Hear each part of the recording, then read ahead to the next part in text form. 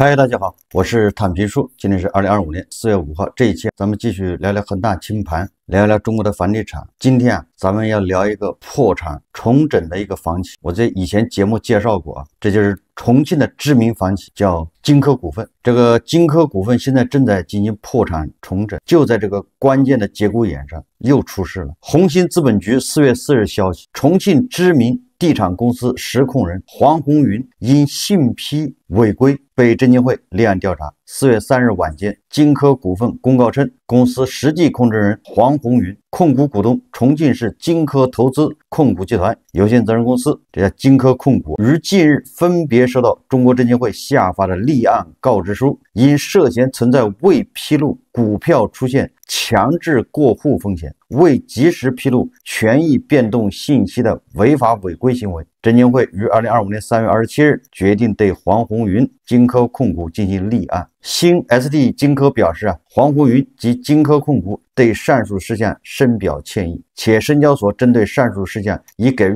通报批评及采取相关监管措施，公司将继续推进重整工作，不会对已表决通过的重整计划产生不利影响。这什么意思呢？我翻译一下，作为实际控制人、控股股东黄红云，他把上市公司金科股份的股份肯定是抵押出去了，或者叫质押出去，但是他没有披露，他现在又没有钱还给人家，那人家就有可能把他的股票要卖掉。但是为什么到现在还没卖呢？恐怕有种种原因，司法查封金科股份，或者是叫黄红云，或者是控股股东重庆金科投资控股，他也是欠了很多外债，那很有可能就有法院把他持有的金科股份的股份给他查封了，所以谁也动不了，变成一个僵局。那么在这种情况下，这个金科股份的股票还登记在黄红云或者是控股股东重庆市金科投资控股的名下。为什么现在被发现？以我的经验，这肯定是金科股份他现在不在搞重组吗？重组就要什么叫破产重组？把对原来的股东权利人权益进行调整，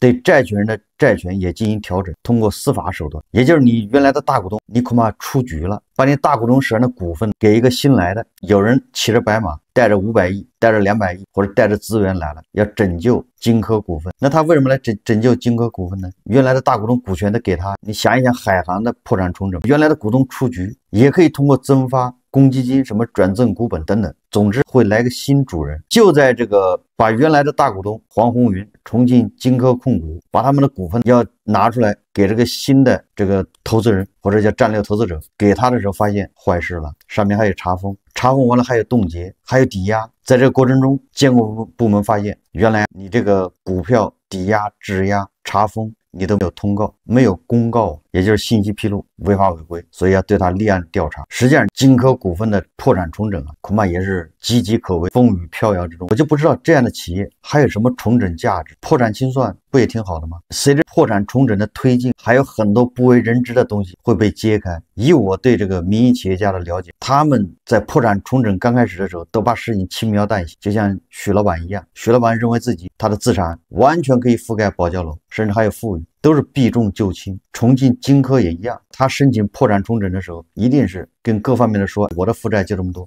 我的窟窿就这么大。实际上等你进来之后，你就发现他的窟窿是越来越大，很多东西他都没有披露。随着这个破产重整的推进，一个又一个的坑就会被发现，很多企业都这样。说这个什么意思？就是你要知道胡适都是一些什么货色在里面。这金科股份可是上市公司，我个人认为没有什么重整的必要了，破产清算吧，省心。我们再看一遍报道，这个叫大和财立方，他今天一个报道说，提前还房贷变难了，有银行已限制次数和额度，也就是你韭菜想提前还按揭贷款没那么容易。他的报道这么说的他说去年还能轻松申请提前还款，现在不仅要预约排队，门槛也提高了。近日多地房贷借款人向中国经营报记者反映，部分银行悄然调整提前还贷政策，不仅限制还款次数，还提高了最低还款额度。记者调查发现，说某国有大行已将提前还贷次数从1年5次缩减至2次，单次最低还款额从无限制调整为20万元。不过，一位银行业分析人士表示提前还款额度和频率是银行自主经营权限，调整是为了减少还款、减少麻烦，实际上千方百计的阻止韭菜提前还按揭贷款。你把按揭贷款都还掉了，那银行拿了一大把钱，他也放不出去。某北方地区的房贷借款人告诉记者，2023年第一次提前还款没什么门槛，后来第二次还款时就需要电话预约，线下还款。目前依然是这样，类似情况并非个例。记者致电某银行客服热线咨询提前还贷事宜，客服人员回应称，线下渠道申请提前偿还房贷不限制办理次数，而通过线上渠道办理则没有限制，每半年仅可申请一次。此外，客服人员补充道，无论是线上还是线下申请，通常都需要排队等待约1个月时间方能办理。知名经济学者庞和林告诉记者说，一般情况下，银行可以就还款次数和提前还款限制跟贷款人进行约定，并设置约定金额。银行借贷说到底是合同交易的相对人行为，所以如果之前有约定，那么跟随约定；如果没有约定，则不能设置提前还款的限制。银行这么做，首先要合法，在合法的基础上才是合理。实际上，我们看这个银行这么干的目的是什么？为什么增加这么多障碍？政策收紧的背后是存量房贷利率持续走低，导致提前还贷潮。2025年1月1日起，存量个人住房公积金贷款开始执行下调 0.25个百分点的新利率，对于商业性个人住房贷款，自2024年10月25日起，对存量个人房贷利率进行批量调整，符合条件的房贷利率调整为负的30个基点。业内人士认为这些利率调整政策使得房贷利率降低，降低了购房者的还贷压力，也影响了购房者提前还款的意愿。当前房贷利率下降，提前还款会让银行减少预期利息收入，资金没有产生足够的时间价值，对于银行来说是一种损失。专家说总之银行就吃定着这些房奴，你正好给银行打30年的工，结果你说你想提前结束，你想只打3年的工、5年的工，哪有那么容易？前不久咱们介绍了原世界银行的副总裁，好像是中国人民银行的副行长，这个叫朱明，他谈房子谈股市，他认为房价很难涨。当时那个视频是朱明在央视一个访谈节目叫面对面一个访谈，今天我看到了他相对比较长一点的访谈，这个著名谈到了房价、股市，当然了，他还谈到了什么新能源汽车。我觉得这个还比较有意思，大家看视频。著名对房价来说，他认为，如果你今天买房子还想像90年一样涨100倍，你永远没有信心，你一辈子没有信心，你的孙子都没有信心。那房子还有可能再涨起来吗？很难，原因很简单，人口老龄化。我们的人均42平米达到欧洲水平，中国的人均 GDP 只有欧洲的一半不到，所以在这个情况下，房价要起来不那么容易。但是中国的房子结构很不均衡，年轻人很困难。你26、7岁、3岁你要结婚了，你必须买个房子，你没房女孩子不嫁给男孩子，这个很难啊。30岁的孩子要买房，那怎么办？双方的父母都得凑钱。储蓄都下去了，怎么消费呢？所以现在政策是大力发展租房市场，所以这是专门有2万亿的这个财政的资金，鼓励地方政府把一部分的存量的房子买出来转为租房。欧洲的国家，德国，不用说年轻人了，30%多人都租房，一辈子租房，这是很正常的事情。租房起来，你每月承受的租房的房租是根据你的收入水平调整的。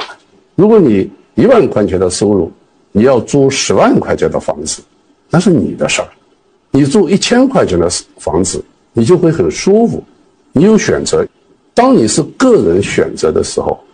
你应该有信心。那如果这样的话，对中国经济的发展会带来什么？当然影响会很大了，但是我们还是相信中国经济的韧劲儿。我给你举一个很简单的例子，当2018年特朗普1.0向中国发起贸易战的时候，中国出口美国5000亿美金，2024年中国出口美国5000亿美金，没有任何变化。2018年中国对美国出口盈余3000亿美金，2024年中国对美国出口盈余3000亿美金，中国经济扛住了。所以美国人现在也很挠头，如果美国出口商要继续它的利润，它就得把价格转向消费者，更多的会对美国的通货膨胀有影响，因为对中国产品这个需求的刚性是在上升的。过去8年里发生很大的变化，我们的劳动密集型产品在减少，我们高科技的产品在上升，这就是我们核心竞争的一个特别重要的方面。反全球化就是特朗普2.0，贸易不再是全球增长的火车头，就是贸易占 GDP 的比重或日益下降。中国加入 WTO 以后，推动全球贸易占 GDP 的比重上升特别快，从40%不到的一下涨到60%。但是08年以后，全球贸易占 GDP 的比重一直在波动，我们估计从今年开始下降。下降的含义就是说，贸易的增长会低于 GDP 的增长，这个对中国和对全球发展中国家影响特别大，因为都是贸易主导的经济，但这是现实，你得接受。所以面对这个形势，我们还是要看外面的市场不够，必须回到国内市场。所以现在的大的政策方向就是回到国内市场，立足于自己，像中国全球第2大经济体，不把自己的这个经济的重心放在自己的腿上，就是国内市场上，这是不行的。现在的政治目标是明确的，财政、货币政策措施、经济手段是明确的。比如说，财政对保工资、保民生、确保退休、社保等等能够持续上升，让居民放心消费，我觉得这是第一件很重要的事情。信心到底从何而来？我觉得信心的第一个来源是方向。我们都经历过我们自己的人生的经历，我们都看到国家的起来，四季的变化，方向对，就能凝聚人心，就有信心。您别介意您作为一名经济学家，您的经历是比一般人要广阔的，您能够看到方向，但是对于更多数的这些老百姓，怎么去感受到这些方向的存在？现在的这个政策，其实在逐渐的落实，这个其中特别核心的一个部分就是民生，让百姓的体感要好。为什么我们要扩大财政赤字，而不是简单的扩大长期国债？长期国债是投基础设施的，而财政赤字是可以做一般支出的，而一般支出大部分在民生，所以这是一个逐渐的过程。我们才刚刚开始一个新的财年，我觉得我自己有信心能够看到我们这个财政向民生的偏向，这是一件很不容易的事情。房地产的需求会减少，房地产的估值会下降。我觉得我们现在的心态就是面对现实，所以我们得接受这个。就是会不会影响到信心？如果你认识到这件事，就不会影响你的信心。股市怎么能让中国人有信心？股市是另外一个概念，股市从来不能确保永远增值，股市永远波动。我不能说我确保股市上升让你有信心，所以我们现在的一些政策，包括这个低利率，包括宽松的流动性，我觉得对股市还是有利的，这是第一条，至少是友善的。第二条，股市的上升得看企业，不由政府决定，政府决定的股市，你把它拉高了也要跌下来。所以我们作为一个普通的百姓，我们不能期望政府把股市拉上来，我觉得这个是不现实的，这是一个个人的选择。因为比如说我的风险偏好很低，因为我胆子很小，你的风险偏好肯定比我高，所以你愿意选高风险的股票，你上升得很快，跌得也很快，你没问题。第二个很重要，其实对政府来说是创造好的环境，让企业能够不断的增长和发展，创造新的金融产品，让这个居民有更多的投资工具，这才是政府做的事。上海现在有数据交易所，就跟香港有股票交易所一样。我亲眼看到了这个浙江的德清一个县，把它的交通数据挂牌2.7个亿，咣当卖掉了。坐车的，谁买？坐车的，交通、保险、因为这个数据很重要啊。你要无人驾驶，你不就要这个数据吗？这个市场不就起来了吗？去年8月份，财政部出了个大政策，数据资产可以用入企业的资产负债表，这个世界完全变了。比如说我要问你借钱，你这个不愿意，你说朱明你这个借给钱我不放心。我说我有很多数据啊什么什么，我作为一个未来可以变现的嘛，我抵押在你这边行不行？作为一个征信，你想一想，这数据还不错。我们已经看到在全国，北京、深圳、贵州、香港各种数据交易、数据金融化做得很多。中国今天是全球最领先的数据大国和数据资产大国，所以这个数据就活起来了，活起来就有价值。就它带来的会是什么呢？盘活资产。第二，增加了投资的资源。第三，增加了老百姓投资的工具和对象。第四，由于人口在下降，这个你房子想涨，不要指望了。那股市，他认为如果是政府托市，政府引导股市，那就是怎么涨上去还怎么下来，是不是跟我的观点是一样的？你的股市里面都是金科股份这样的企业，你怎么可能走牛市呢？美股你看科技7巨头都是科技，实打实的利润，就这样它也可能对吧暴跌，这韭菜都难以把握。你说股市你韭菜把握得了吗？那完全就是博弈，就是赌场。最近特朗普的关税政策确实，我们应该冷静的想一想，对我们的影响有多大。我想在这个关税政策之下，咱们跟美国免不了恐怕还要谈判博弈一番。但是你不管怎么博弈，世界各国之间、各个经济体之间，这个篱笆是越来越高，那对咱们都是不利的。所以按目前的形势看，房价想稳非常难，对吧？不仅人口在下降，外部环境也越来越恶化，房价拿什么稳？天量的二手房要出货，各个地方一旦出台什么救市措施，那个二手房对吧，就成倍的增长，往出挂，急着要卖掉，赚钱越来越难，收入增长预期没有了，有时候赚钱越来越难，现金流越来越难，所以逼得很多人不得不把房子卖掉。有的人手上有2套房、3套房，必须要卖了，因为他需要现金流。这就跟那个万科、融创、暴雷房企，他就玩命卖房子一个道理，降价卖，因为他要回笼资金，所以这些都会导致房市的供需关系发生变化，往出卖房子的越来越多，买房子的越来越少，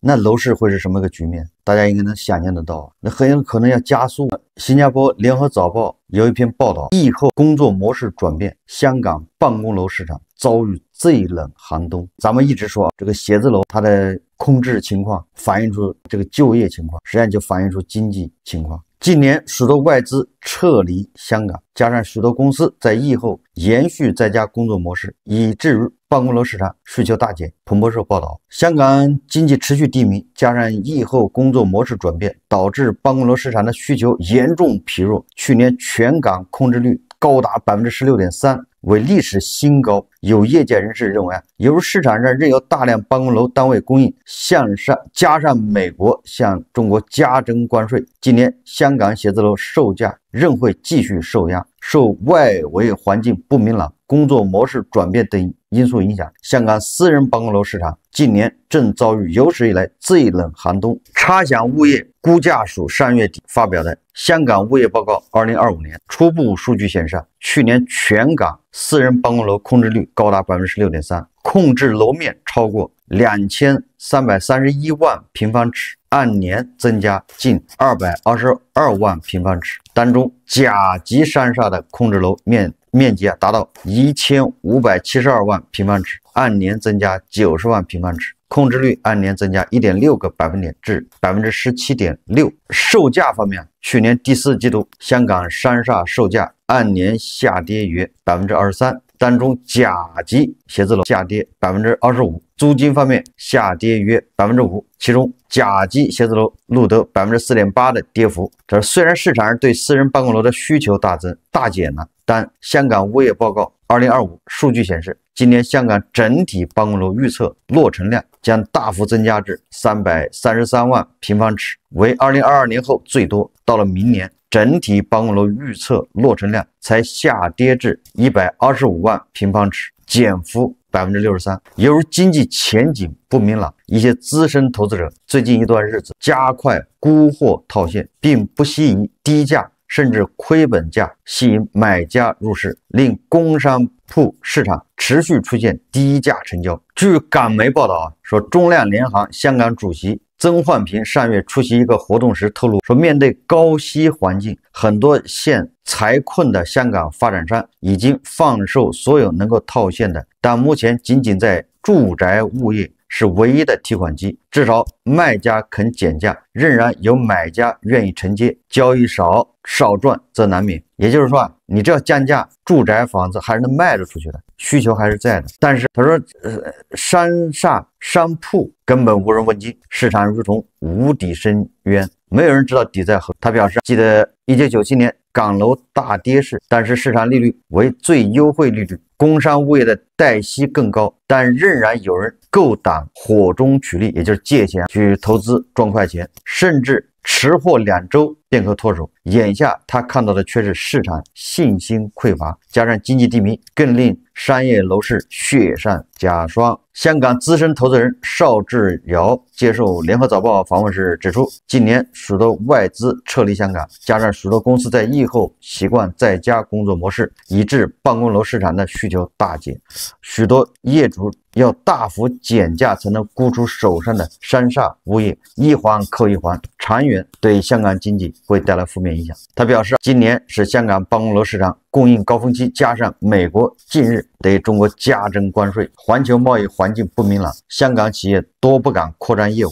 预期办公楼租售价格还会继续下跌。也就是香港的这个写字楼空置率在上升，租金下跌，那你说一线城市北上广深恐怕面临的问题差不多，也就是就业不容乐观，那怎么刺激消费，拉动内需，怎么去稳住楼市？所以可以想象的，贸易战对咱们的楼市的冲击恐怕那是影响非常大，想买房的韭菜还是要小心谨慎。好，这期节目我们就聊着，感谢大家收看。如果喜欢我的节目，欢迎订阅转发，也可以在下方留言评论，谢谢大家。